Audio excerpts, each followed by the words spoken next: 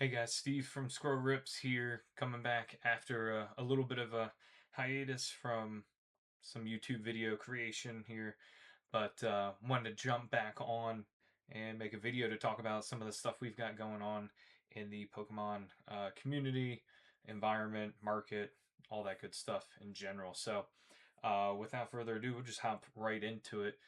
My main thing or core idea behind today's video is really talking about um, what's going on with the market currently, right? We see prices going down, see a lot of booster boxes, prices for like Perfect Order, Chaos Rising, even Pitch Black, really, um, really coming down. So, kind of talk about those things, and then also um, talk about why might think that, right? Maybe some speculation. And then I'd love to hear what you guys think in the comments there. So make sure to drop a note there. Let us know what your theory or what your ideas, what might be causing this. So to start off, right, I did do a little quick look up here for items like ETVs. So Perfect Order over the last 3 months has come down about 6.71%. And really over the last month, it's pretty much been stable. It's still just around $70 for an ETB. Chaos Rising over the last 3 months, so essentially um, pretty close to when it released, is down 31.38%. These numbers are all from TCG Player, guys, so you can check it based on that. And then Pitch Black obviously hasn't been out as long, but over the last month, it's down 34.38%. Now, obviously, some of that's going to be from the hype of pre-ordering and all the pre-launch hype, but that's still a pretty significant drop. Even if we shorten that timeline, it's still a really good decrease, a sizable decrease there in price. So as comparison, right? I thought it'd be a good idea to look up the Ascended Heroes ETBs, what those look like. And over the last 3 months, Ascended Heroes is at negative 2.66%. However, over the last month, they are up 4.57%. So, Ascended Heroes bouncing back a little bit. Not that there was any significant drop, really. That's over $170 market price right now. I did think it was kind of interesting that Perfect Order, Chaos Rising, and Pitch Black, all of those ETBs right now are kind of hovering around that low $70 um, price range for market price. So it's not too terrible over MSRP. Depending where you get your stuff, that can be kind of close to MSRP anyway, or at least what they would normally stock it at. The Walmart by me never had any ETBs at like $50. For like the last 2 years, any ETBs they carried were at least 55. In some cases, they were 60. At one point, they had like Twilight Masquerade and Surging Sparks ETBs for 60. So, um, thing is, they haven't had any ETBs in stock whenever I've gone. Um, really, like in the past 5 or 6 months. So I couldn't even tell you what they would be um, with these most recent sets. So um, I just thought that was an interesting look. That's a little snapshot based on the ETBs, right? And especially, I think the pre-release hype, the pre-order hype, catches a lot of people. It can hop up to be like over $100 for an ETB, especially in the more recent environment that we've seen. Ascended Heroes, I think, is really what um, pushed that right off the bat. That was a really high demand set, and Obviously, the current market price being over $170 kind of speaks for itself when the others are down towards 70. But everything started out pretty high, like Chaos Rising and Pitch Black. The Perfect Order, it didn't start out as high as those.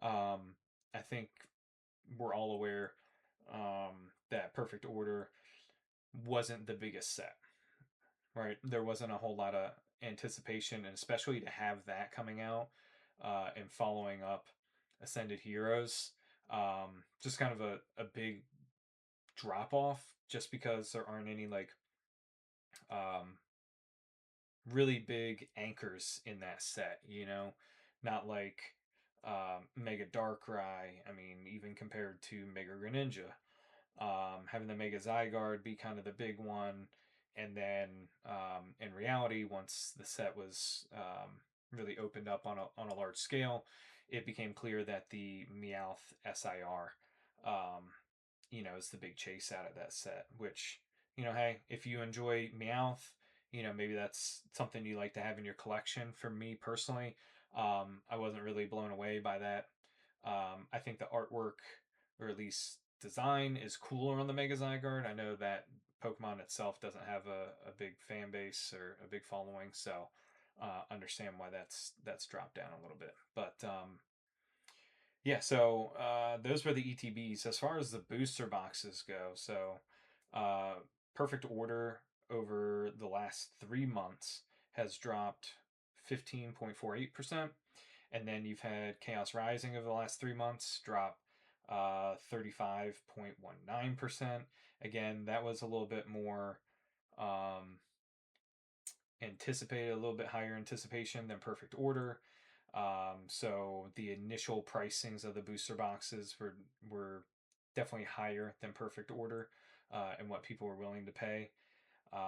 Both of those I've seen um, around $170 available out there online. So prices coming down closer to MSRP, and then Pitch Black, you've got over the last month or thereabouts when it released around I think the 17th, July 17th. It's down 14.2%. So and market price for that's around like 185, mid 180s. And then Perfect Order and Chaos Rising are both around 170 to mid 170s. So, these things, I mean, obviously it looks great from an overall perspective of like, hey, the market kind of seems like it might be settling down, it's kind of healing. Um, is it just because hype in general is kind of settling down? Do we think people are really, leaving the hobby? Or my opinion, what I speculate is that what's happened over the last, I guess, probably month or so with like GameStop pre-orders, and then you're seeing them pop up on a lot of other like LGSs and online shops for pre-orders, is the 30th celebration set. And so I think people are seeing how expensive that set's going to be. And even if it is widely available comparatively to like Ascended Heroes, comparing it to another high demand set. Um, if you haven't watched Danny Phantom's video, he made one about the allocations. So he's got a lot more insight, of course, with him having a well established online shop.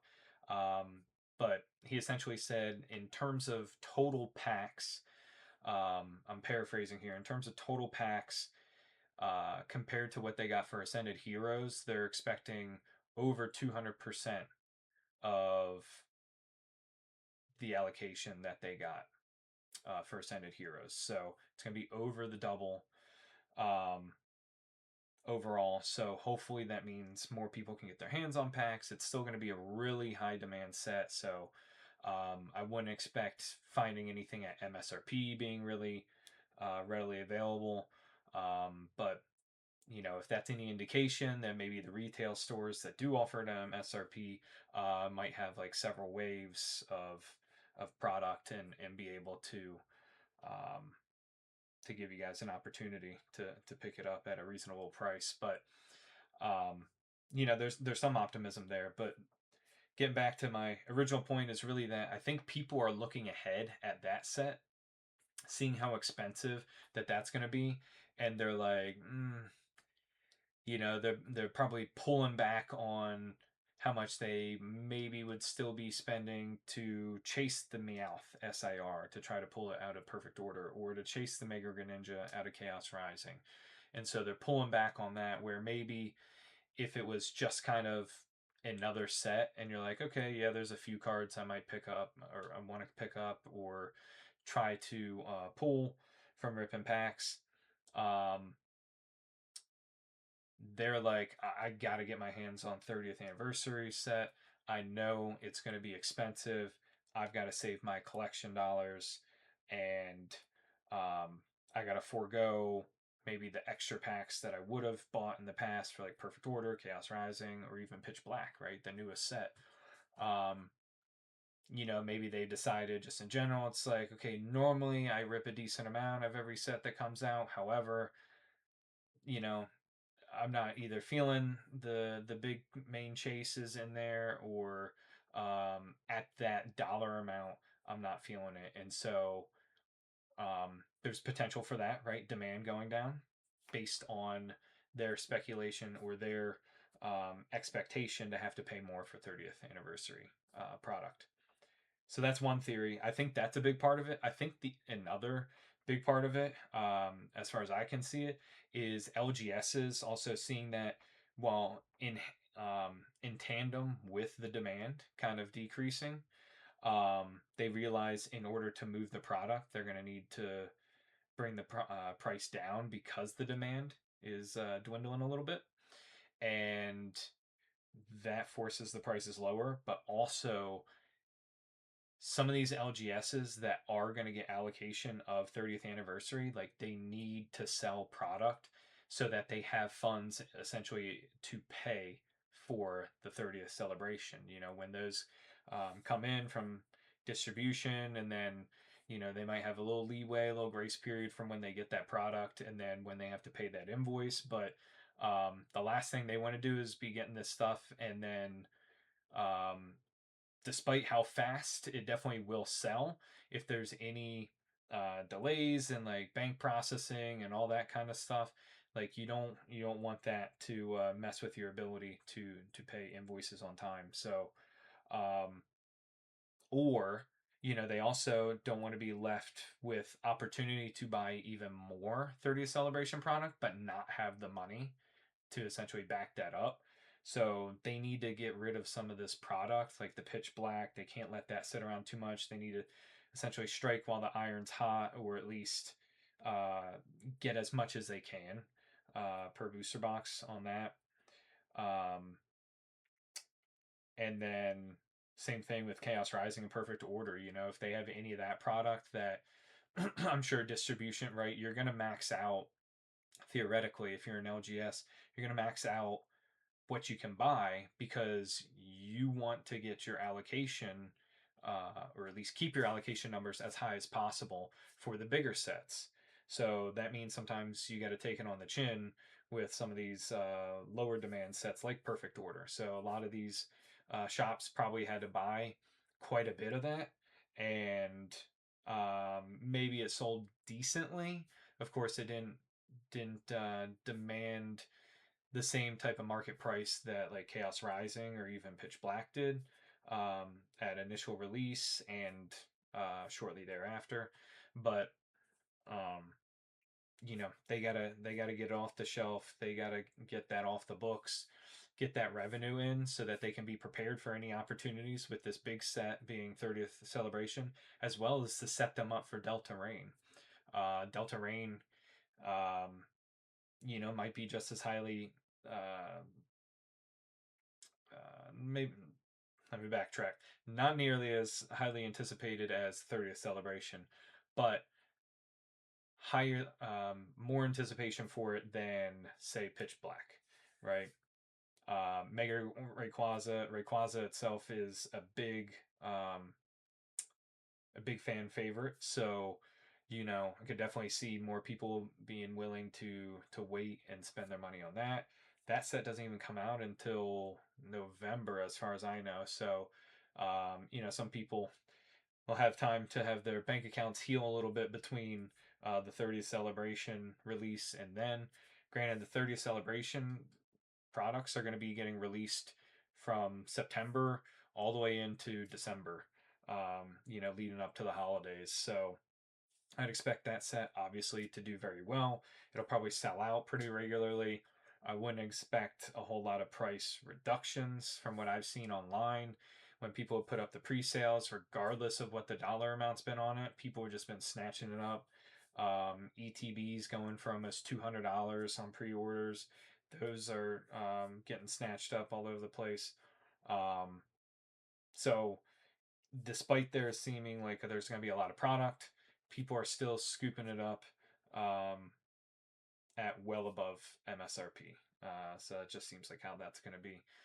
So that's pretty much my theory. Is to recap it is that people collectors are looking forward to the 30th celebration set and kind of saving their collection dollars, knowing that it's going to cost them more to get even a little bit of product.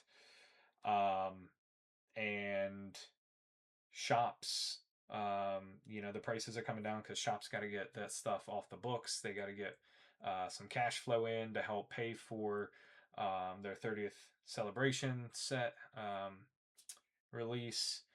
Um, and then also to be prepared for any opportunity on potential more product that could come in for 30th celebration. Nobody wants to be caught with an empty bank account as far as a shop goes, and then have the most popular set of the last several years be available to them and then not be able to pull the trigger on that. Some businesses would probably take a chance whether they need to get kind of like a line of credit or use a credit card or something to kind of leverage, because um, that that stuff can sell. Um, it just depends on your risk appetite, right? Last thing you want to do is find out that there's a second wave of ETBs coming out that causes it to plummet, and its market price turns out to be what you paid distribution for ETBs, and you bought it on credit. Then you're over leveraged on that. So that would be a bad situation for businesses. But yeah, so Storm Emeralda, the current Japanese set, is still extremely expensive for an initial release of a Japanese set. It did come down quite a bit from the release weekend to now. Um, so we will be getting that in the shop here shortly. Just a little bit. We just ordered a little bit at first to see kind of how the product moves. We're going to try to price it as best as possible, but um, it's just really volatile. The market, there's been a different price each of the last 3 days by a good chunk. I mean, it's a good $8 to $10 or $8 to $12 difference from day to day on a box, and then you take that and then add margins to it. That makes a big difference in what it's going to cost for collectors. So be on the lookout for that, guys. I appreciate you all checking out the video. Make sure you hit the like button and subscribe if you're not already. Please feel free to share with anybody else that might enjoy some Pokemon content. We cover different aspects, little bits about the business and having started up an online shop, talking about the market, different aspects of collecting, all that good stuff. We're kind of a whole broad spectrum of Pokemon, card grading, all that kind of stuff. We hot topics, drama in the hobby, all that good stuff. We're scrowrips.com to check out our stuff straight from the site. We're going to be offering some good incentives there to try to get some more traffic over there. We do lives on TikTok, and we're also live here on YouTube. It's a dual stream. And then for YouTube, if you're watching there, you'd be able to purchase right through the website at scrubs.com. And then we can rip on the live for you if you like. We send sealed, all that good stuff. And appreciate your guys' support. And market's been really interesting. So I hope y'all have an opportunity to get a hold of some 30th celebration set, and we'll catch you next time. See ya.